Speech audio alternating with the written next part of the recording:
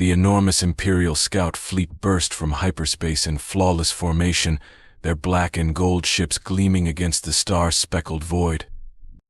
Admiral Stone of the formidable Galactic Empire stood proudly on his command bridge, chest puffed as he observed 3 unfamiliar vessels drifting lazily ahead.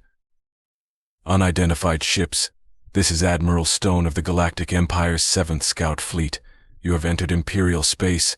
Submit to our authority or face immediate destruction, he proclaimed, his voice imbued with the authority of 10,000 conquered worlds.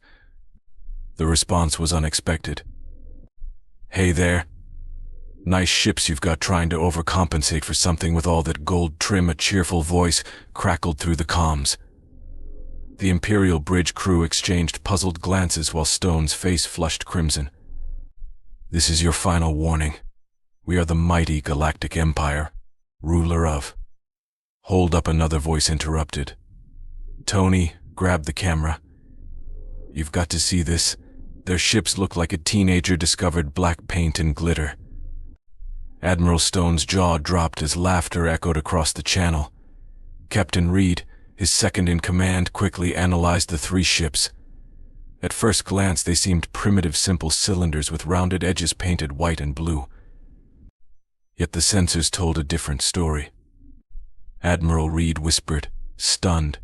Their ships operate on technology we can't even comprehend. Energy levels are astronomical, but I can't locate a power source. The largest human ship, labeled Dave's Space RV in bright letters, slowly rotated to face the Imperial fleet. Through its viewport, humans in casual clothes, some holding coffee, waved cheerfully. Look, the first voice said. We get you trying the whole scary space empire thing, but has anyone told you those speeches need work? Here, we rate your threat level. A hologram flickered into existence, displaying a scorecard: 6/10 for scariness, 3/10 for originality, and 2/10 for effort. Stone slammed his fist on the console. How dare you mock the Empire? Lesser insults have doomed civilizations. Ooh, that's better, another human chimed in.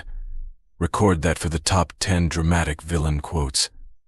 Though the fist slam, a bit overdone. Try a dramatic cape swish next time. Stone barked orders to target the human ships, but the sensors malfunctioned. The vessels seemed to exist in multiple places simultaneously, then vanish entirely, all while maintaining their laid-back positions. Sir Reed stammered, voice trembling, their technology. It's like they're toying with the fabric of space, and they're doing it for fun. Unbothered by the Imperial fleet's weapons, the humans continued their banter. One ship began broadcasting hold music, an upbeat tune about never giving someone up or letting them down. Confusion spread as memes, strange images mocking the Empire's ship designs and speeches poured into the comms. Laughter rippled through the bridge as junior officers struggled to remain professional. Stone watched, stunned, as the pride of the Empire's fleet was reduced to entertainment. The day that should have marked another triumph became the day humanity entered galactic society not with weapons or diplomacy, but with jokes and irreverence. The Imperial Analysis Center descended into chaos.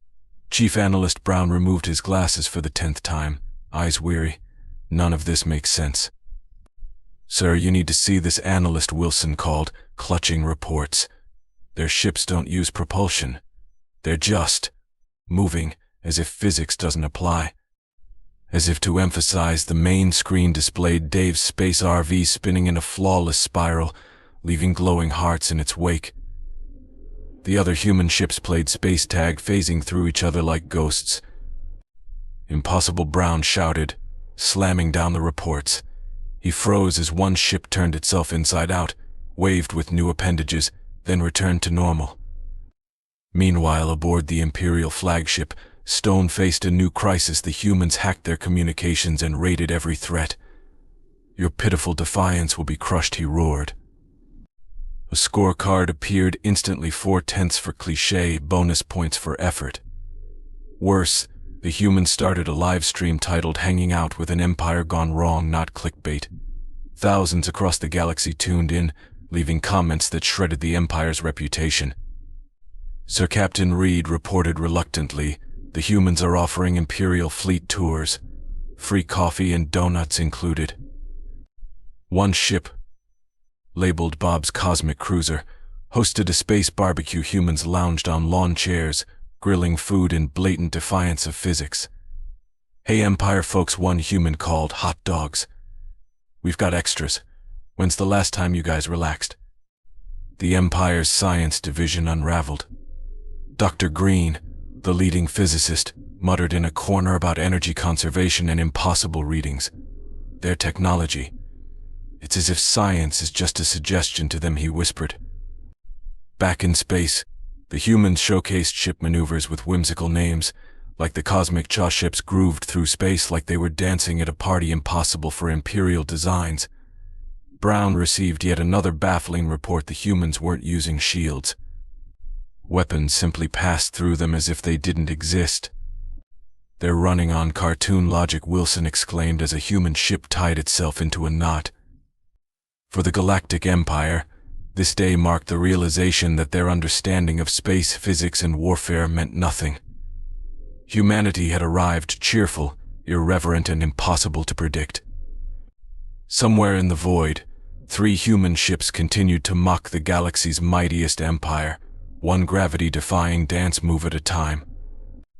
It was an open expanse in space, no visible walls, no life support systems, yet everyone inside breathed effortlessly, floating around and enjoying what they called a block party. "Welcome to the first annual space block party." A human in a party hat, clutching a balloon, called out to the arriving Imperial diplomats. "I'm Jack. We've got snacks, music, and we're teaching alien species something called the chicken dance." White's eye twitched as he watched various alien species flapping their arms and laughing hysterically while attempting the peculiar dance. "This is highly irregular," White declared, striving to maintain his dignity. "We are here to discuss your integration into the Empire's hierarchy."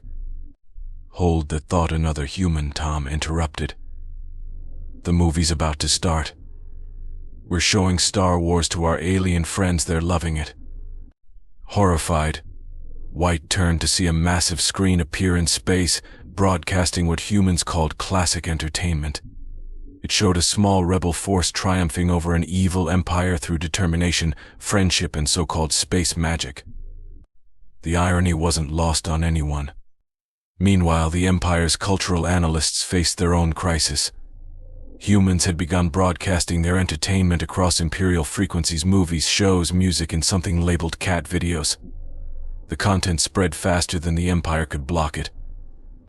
"Sir," a junior analyst nervously reported, "Imperial citizens are secretly consuming human entertainment.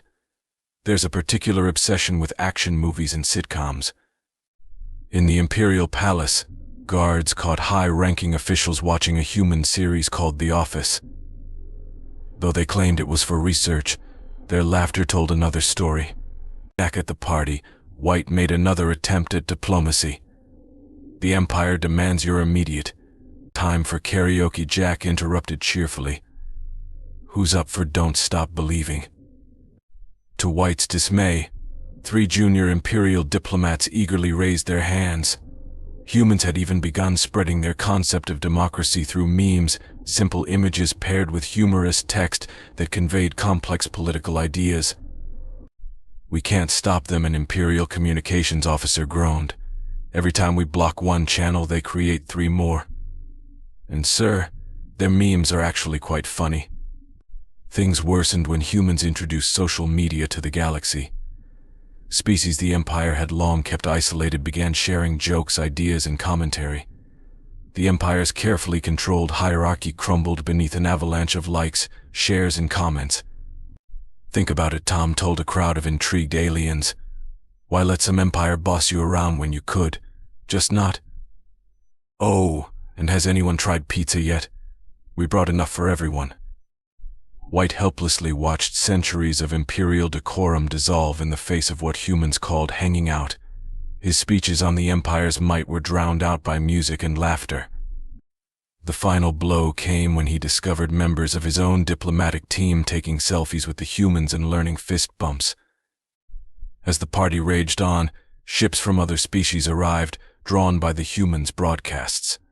What was meant to be a formal diplomatic mission had transformed into the galaxy's largest celebration, complete with dance-offs, Earth food, and endless streams of human entertainment. Meanwhile, in the Imperial Palace, a senior official was secretly practicing the chicken dance. Commander Black of the Imperial Battle Fleet had seen enough. Watching the chaos unfold and the humans' growing influence, he decided to end this nonsense. Leading 50 of the Empire's most powerful warships, he prepared to teach the humans a lesson. "All ships, battle positions," Black barked. "Let's show these jesters the might of the Empire." The humans' response was instant. "Oh cool," a light show Dave's space RV broadcast cheerfully. "Hey everyone, the Empire's putting on a performance. Let's get some music going." Suddenly, classical music flooded every channel. The Blue Danube Waltz, a piece from Human Entertainment broadcasts. "Fire all weapons," Black roared, his face contorted in fury. What happened next would be legendary. The Imperial fleet unleashed its full firepower, but the human ships danced effortlessly through the onslaught, moving perfectly in time with the music. Dave's space RV spun gracefully, every blast missing by mere inches as though choreographed. "Your light show gets a 7/10 bob," announced smugly. "Good effort, but you need better timing. Want us to show you how it's done?" Before Black could respond, the humans demonstrated their version of fireworks, transforming energy beams from the Empire's flagship into trails of colorful bubbles. The once feared warship, Terror of 1,000 Worlds, now produced heart-shaped soap bubbles in space. "Much better," Jack called out. "Now it's a real party." The Imperial crews watched in shock as their most destructive weapons became harmless light displays. One warship's planet-destroying beam turned into a vibrant rainbow stretching between the human ships. Sir Black's weapons officer stammered. "They're not even using shields. They're just dodging, and sometimes they catch our attacks and throw them back as flower petals." In a final attempt, Black launched a barrage of missiles. The humans turned it into a game of ping-pong, batting the missiles back and forth before transforming them into glowing space butterflies. "Great shot," Bob Tom commented. "But try adding some spin next time, it's more fun to dodge." To the galaxy's delight, humans began offering sports-style commentary on the battle. And here comes another wave of destruction. "Oh, nice dodge by Dave. That RV can really move." Ships from countless species gathered to witness the spectacle. Cameras rolled as the once mighty Imperial fleet failed to hit 3 human ships, their futile efforts turning into a galactic comedy. The breaking point came when Dave's space RV activated a holographic reverse card, causing every Imperial weapon to fire glitter and flowers instead of energy beams. The Empire's warships sparkled with rainbows and trailed butterflies through space. "Don't worry," Jack called. "The glitter effect is temporary. But I must say, your ships look way friendlier now." After 2 hours of fruitless combat, Black finally ordered a retreat. As the fleet turned tail, the humans cheered, "Great show, everyone. Same time next week we'll bring snacks." The image of the Empire's most powerful warships fleeing while glittering and trailing butterflies, accompanied by classical music, became the most watched video in galactic history. From that day on, a new saying spread across the stars: never pick a fight with humans, they'll turn it into entertainment. A week later, strange things began happening across Imperial space. On the mining world of Blue Rock, workers stopped bowing to their Imperial overseers. Instead, they greeted them casually with, "How's it hanging?" a phrase they'd picked up from human broadcasts. "This is unacceptable," Governor Gray shouted, his face red with frustration. "The lower species are smiling and making jokes. Some of them were even wearing these." He held up a vibrant piece of fabric Hawaiian shirts. The rebellion hadn't been waged with weapons but with human culture. Alien species who had feared the Empire for generations were now sharing human memes about resisting authority. The most viral one showed an Imperial officer slipping on a banana peel with the caption "Empire.exe has stopped working." At the Imperial Academy, students began to question everything. But Sir, a young cadet, asked his instructor, "Why do we need to conquer everyone? The humans make friends instead, and they're having way more fun." The instructor had no response, especially since he'd secretly been watching human cat videos between lectures. On the bustling trade planet of Big Market, aliens from various species gathered for what they called democracy practice. These meetings, suspiciously resembling human coffee shops, featured discussions on freedom over drinks very similar to cappuccinos. "The humans taught us something incredible," a shopkeeper told his patrons. "We don't need an empire to dictate our lives. We can decide for ourselves, and enjoy snacks while we do it." Imperial police tried to intervene, but every time they closed one meeting place, 3 more appeared with witty names like Liberty Latte and Freedom Frap. Even the Empire's fearsome military wasn't immune. After witnessing footage of the glitter-covered retreat, soldiers began questioning their uniforms and somber attitudes. "Why do we wear black all the time?" One trooper asked another. "The humans wear comfy clothes and they're far more advanced than us. Yesterday I saw their ships turn into giant space bubbles for fun." In the Imperial Palace itself, servants reported strange noises emanating from the royal chamber's laughter. Someone had introduced the Emperor's children to human cartoons. They began asking unsettling questions like, "Why can't people choose their own leaders? And why don't we have weekends?" Meanwhile, humans continued their casual diplomacy. They set up fun embassy spaces where different species could meet, share stories, and learn democracy through game nights and movie marathons. Movie night at Dave's Space RV became the most anticipated event in the galaxy. Every week, thousands of ships gathered to watch human films about friendship, freedom, and standing up to authority. The Empire couldn't shut it down after all. It was technically just movie night. Underground networks emerged to spread human culture. Secret handshakes were replaced with high fives. Imperial greetings were forgotten in favor of "What's up?" Alien children stopped playing war simulations and instead took up human games like tag. The Empire's rigid hierarchy began to collapse in the face of human informality. How could they maintain an image of terrifying authority when citizens were now asking, "Why so serious?" Another phrase borrowed from human movies. By the month's end, the Empire faced an unprecedented crisis. Their subjects no longer feared them. They were too busy laughing, making friends, and joking about Imperial regulations. "The Empire says they'll punish us for laughing," one alien told his companion. "The humans say, LOL, whatever, I know whose side I'm on." Across the galaxy, the sound of laughter only grew louder. At an emergency Imperial Council meeting, things spiraled out of control. For starters, half the council members were now wearing colorful human-style ties. "Order, order," High Lord Green shouted, banging his gavel only for it to squeak and turn into a rubber chicken. Someone had clearly been influenced by the humans. "My lords," Admiral Stone began, "the situation is dire.